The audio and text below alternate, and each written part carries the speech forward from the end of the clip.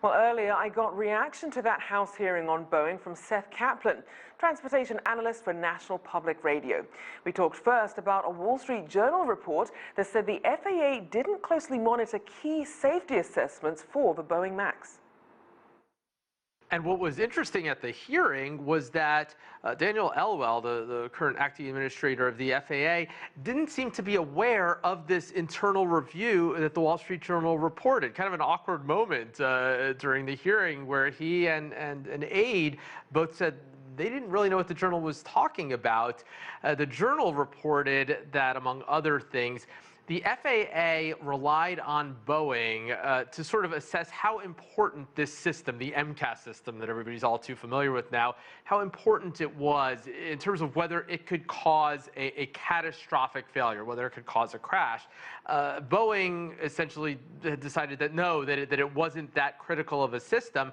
The FAA, relying on that, didn't do the same kind of review, according to this report, that it would have done with a system that was indeed critical, as this system certainly appears to have been. So how do we get to the point where the FAA becomes so much more reliant on these airlines' own assessments? Yeah, it has a program in place where it trusts companies, if they've gone through a certain process, to carry some of the load in terms of these certifications. That's not terribly unusual. Other industries, that exists too. The question is where you draw the line. Regulators, of course, have to collaborate to some degree with the industries that they regulate. They have to use some of the expertise from the companies, because those are the people who design the systems and to some degree know them best. But where does that cross over from an appropriate collaboration to the company kind of regulating itself instead of the agency? And the allegation here by a lot of people is that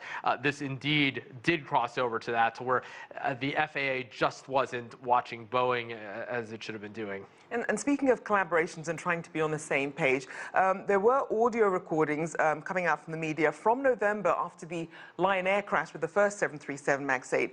And a lot of angry pilots saying they actually weren't aware that the MCAS system and some of the features were even on the planes that they were flying. And I mean, is that unusual for updates like this, for pilots not to be briefed on them? Boeing's contention here was that, look, the point of the system was to make the plane fly just like the old plane. And that's sort of a point of dispute here. It came up actually in the hearing. The acting administrator, Daniel Elwell, said, this wasn't this big difference from the old plane. The point was that it would handle ideally just like the old plane. It was made necessary, Rochelle, as you might know, because the engines were in a different place, just the weight and balance of the plane, the aerodynamics would have been somewhat different without MCAS. But clearly here, you have these two crashes that were at least partly because of this system sort of overcorrecting for some of these problems. And that was part of the economics of the plane. Right. Boeing was sort of trying to walk this line by saying, on one hand, this is this revolutionary plane, better fuel economics and all the rest of it, but in terms of how it handles from a pilot perspective, very much like the old plane, minimal training required. And speaking of that gamble, how would you compare sort of this loss of credibility when it comes to the financial impact for investors versus really reputation and safety concerns for consumers? And that's what's interesting here. Boeing, in the past, wasn't really what you consider a consumer brand. This has changed all of that to some degree, and all of a sudden you have just ordinary consumers, worried not only about what general kind of plane they fly, but specifically, are they booking a MAX? The plane's not flying right now, of course, but if you book flights for September, October, November, you can see what kind of plane you're flying, and you have people purposely not booking those flights. So it's kind of hard here to compare this to anything as you look back in history, in a lot of ways without precedent. But what's clear is that there are some number of consumers who aren't going to want to be on one of those first flights. So we know that Boeing has its rivalry with Airbus. We know that there are the US-China trade disputes going on. People have a lot of choices out there about who they go with. How would you say the US-China impasse is affecting Boeing on top of all this?